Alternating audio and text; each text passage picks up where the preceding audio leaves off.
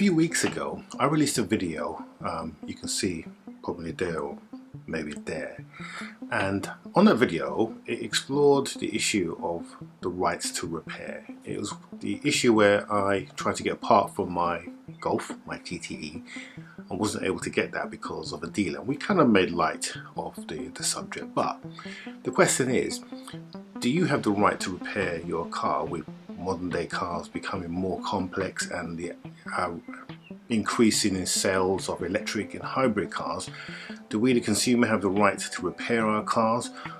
Or because of the proposed dangers, do dealers have the right to take that right to repair away from us? We're going to explore that in this episode of Cars for Paul. Now, of course, we've all seen the exploits of Rich Rebuilds and his constant battle that he's had with Tesla in the US. And in the UK, Tesla do a very similar thing. You cannot buy parts for Tesla cars in the UK from Tesla Direct. If you want to get Tesla spare parts, then you have to use something like eBay or buy another car to extract the parts that you want in order to repair your Tesla. Unfortunately, the same behavior we're starting to see with other manufacturers of hybrid cars or electric cars, and they use the same argument that Tesla used, which is the repairing an electric car needs to be done by professionals, and that someone without experience could cause a lot of harm to themselves. So therefore, we are preventing you from buying the bits that you need from your car in order to protect your well-being. I don't have a problem with that. Well, I don't have a problem with the part that says that we're protecting you from repairing your car for people who don't understand. But there are a lot of electricians and a lot of mechanics who've been in the trade for a number of years and who are training their people to be able to repair these vehicles. Well, surely these guys know how to repair. And if you got a manual and you know how, you got some engineering background or understand vehicles, then surely you should be able to repair your vehicles. So the question, is it legal? And actually, is it the manufacturers who are doing this? Let me show you something. Okay, so on screen now you can see Commission Regulation EU number 566/2011. So this law came into effect in the year 2011. It's been superseded twice in 2007 and 2008, and it is in regards access to vehicle repair and maintenance information. Now, I know a lot of you say, well, actually we're now no longer under the European law because of Brexit, but actually that's not the case, because unless the UK changes that legislation for that particular law, then European law still applies. Now we're going to go to an interesting section number 8. And I want to read to you what it says in regards to doing repairs and getting access to information. So as you can see, highlighted in grey, information on all parts of the vehicle with which the vehicle, as identified by the vehicle identification number in brackets VIN, and any additional criteria such as wheelbase, engine output, trim levels or options is equipped by the vehicle manufacturer and which can be replaced by spare parts offered by the vehicle manufacturer to its authorized repairers or dealers or third parties by means of reference to original equipment in brackets OE. Part numbers shall be made available in a database easily accessible to independent operators. So vehicle manufacturers by law have to allow you as an independent operator, and that doesn't mean that you have to be a business. It could be Joe Public like you and I. They have to give us access to information to allow us to buy parts. Simple. You see it there in writing. Now, do manufacturers abide by that? Well, I'm going to pick on just two manufacturers, and the reason why I'm picking on those is because they are brands that I am very familiar with and I've done a lot of work with, so it makes sense for me looking at those brands, but other manufacturers are exactly the same. So we're talking about VW and Audi Group. Those are two companies that I buy a lot of vehicles from. So do they allow me as an independent operator to be able to get access to parts catalogs, workshop manuals, etc., according to that European law? Well, actually they do. Let me show you. Okay, so first of all, let's take a look at Audi. So this is Irwin. Irwin is the Audi portal that allows you to get access to Odis and also Xcar and also any workshop manual for your vehicle that's current, etc., etc. So according to the European regulation, again, let's go back. So this is section 2.2. It tells us there that manufacturers shall make available vehicle repairs and maintenance information, including transactional services such as reprogramming or technical assistance, on an hourly, daily, monthly and yearly basis, with fees for access to such information. And you would expect that. So do Audi do that? Well, yes, they do. Here I can get an hour, I can get 1 day, I can get 7 days, 30 days, or 1 year access, and it's going to cost me €7 for 1 hour to €30 for a day. Now, I can also get access to training portals, to instructional videos, or not videos, but sheets to show me how to do a particular job. Everything that the vehicle technician that you would get at an Audi franchise, I can get access to that. So they are fully complicit to the law. What about VW? Again, VW exactly the same, and the rates are the same. You would expect that because of the fact that the VW and Audi group are one and the same, although different brands. So again, I can get 1 hour, 1 day, 7 days, 30 days and 365 days. I can download the onboard diagnostic information system, so that's Odis, and I can get all the information for my vehicle that is required for me to do a repair. So Audi and Volkswagen, like many other vehicle manufacturers, are complicit with the law and actually give me the information that I need. So manufacturers are providing me with the info that I need to repair my car. So where is the problem? Well, the problem is with the dealers and their interpretation of the law. Alright bro, we're going to do the spark plugs, oil, and then we'll replace the radiator. But there's nothing wrong with the radiator. Yes there is. No there isn't, I just checked. Now there is, bro. You see, for dealers, it's not in their interest to provide us, Joe Public, with part numbers, etc., and parts for us to do our vehicles. They're not interested in that. In fact, some dealers no longer will actually sell you parts or give you a discount on parts. So for example, if you go to Audi and you ask for a discount, they'll tell you to go to TPS. If you want a discount, you pay the price that they'll sell it to you for. And VW pretty much the same. Go to TPS, who are the main part dealers for the Volkswagen Audi group. That's exactly what I do. But dealers, when they work, they tend to do the full package. So they want to sell you the car, they'll sell you the servicing, they'll sell you everything you need, and they'll make you feel that you have to do everything through them if you want your car to run correctly. Don't go to an independent, come back to the main dealer, we will take care of you.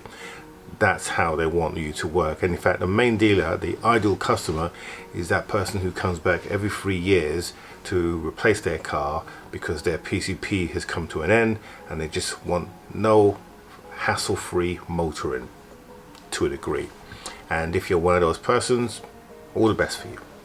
I used to be one of those persons, but when I looked at the small print, I looked at what I was actually paying for, I deemed it not value for money, and that's the reason why I get salvage cars rather than get PCP cars. In fact, I've got 2 cars for the price of one of my PCP cars, and that's a car that came, my Audi A4, that was a PCP car through Audi. Service was absolutely fantastic in terms of the whole looking after you and checking in with you and their servicing of the vehicles. But when you break down those costs and you see how much you're actually paying, it's remarkable. And being an ex-mechanic myself, I just could not justify paying the cost for what the servicing that you get from a main dealer, even though they are trained.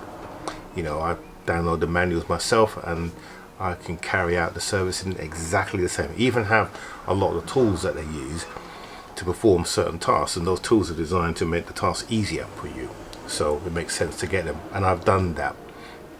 So that's your standard car. But of course, with this hybrid era that's come about, things have completely changed, and a lot of dealers, what they're doing, and it's the dealer, not the manufacturer who's doing this, clearly it's the dealer, what they're doing is they're using scaremongering tactics for you not to repair your car. So my experience with Volkswagen, when they're telling me that they will need to see the car to make sure that it was safe, well, I would totally agree with that for an incompetent person who knew nothing about cars or electricity.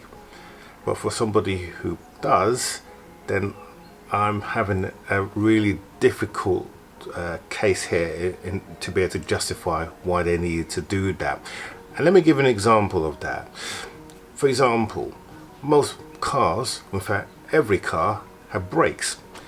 Does a dealer stop you from getting brakes? No. What happens if you don't fit your brakes correctly?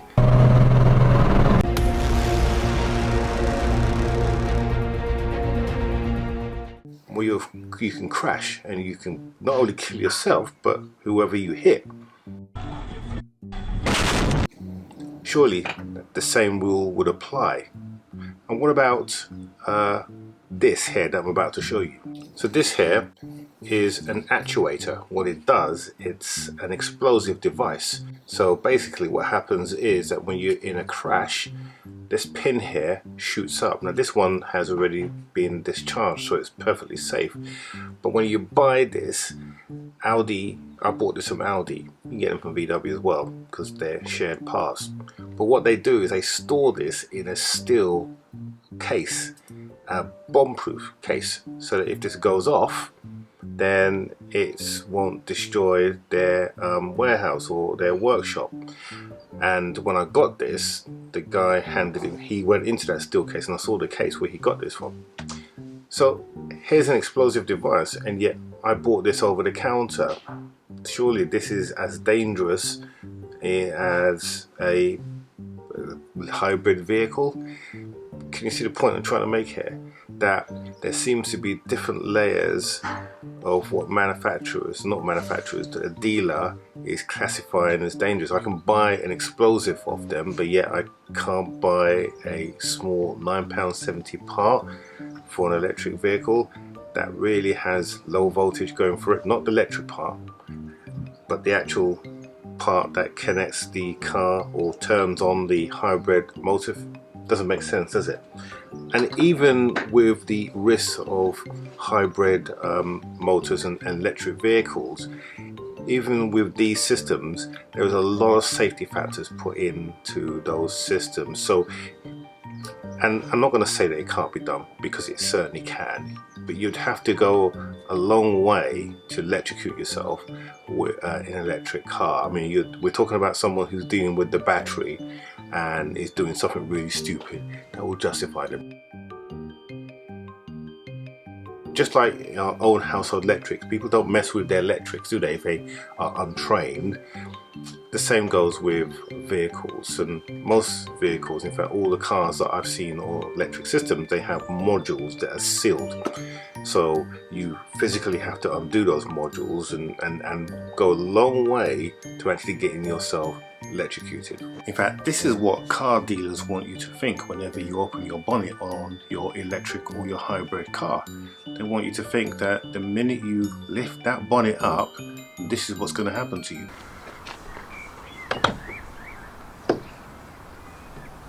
Oh, hell no! Okay, here's the thing. Here's an idea of what I think could be the reason behind this, and tell me what you think in the comments below. So, hybrid cars, in fact less so electric cars, need a lot less maintenance than your standard petrol engine, diesel engine vehicle. And the reason being is because there's less moving parts. I mean, even the electric motor, even though that it technically is a moving part, it's a moving part that is levitating between magnets. It's a magnetic charge that causes the motor to move, and those parts don't touch like a piston does in a conventional engine. So you need to service your car a lot less. So with a car that's a lot more reliable, the only things that really need to be serviced are going to be the moving parts, the wheel and the hubs. And we know that wheel hubs these days are a lot more reliable than they used to be back in the day. So your car will hardly need any type of servicing. What does this mean? It's lost revenue. Yes, the manufacturers will insist that your car still needs to have regular servicing because you've still got the brake fluid, there's still coolant going through, even on an electric vehicle, because you need coolant to keep the batteries cool in the summer and warm in the winter. So yes, this is true, you do need those fluids, but they don't need to be serviced nearly as much as the oil change that you need to do in a combustion engine, which even in modern day engines are now extending and stretching. So there's going to be a lot less work for these guys to do. So if you are too frightened to service your own vehicle, or don't quite understand your vehicle and leave everything to the dealer, you're still going to bring in your car in for a service that pretty much is a visual inspection rather than doing anything fundamental to your vehicle. I mean, there's no spark plugs to change an electric motor, is there? So you can understand that manufacturers, not so much manufacturers, but dealers, they want to protect this investment. And this could be the reason why they are insisting that they service your vehicle. Could be. But what do you think? Let me know in the comments below. Now, before I end this video, I just want to say I'm not against dealers. I think dealers offer a really good service. And like I said earlier on, if you're that percentile that like to just have everything taken care of, this is where dealers earn their weight in gold or weight in money. But in terms of the right to repair, then dealers need to let go and allow people to service their car if they want to. And on that note, I'm going to end this video, and we'll see you back next week when we pick up where we left off on the GTE. Oh, by the way, the door is in now. We have the door and it looks great, but you'll see more of that next week. So have a good week.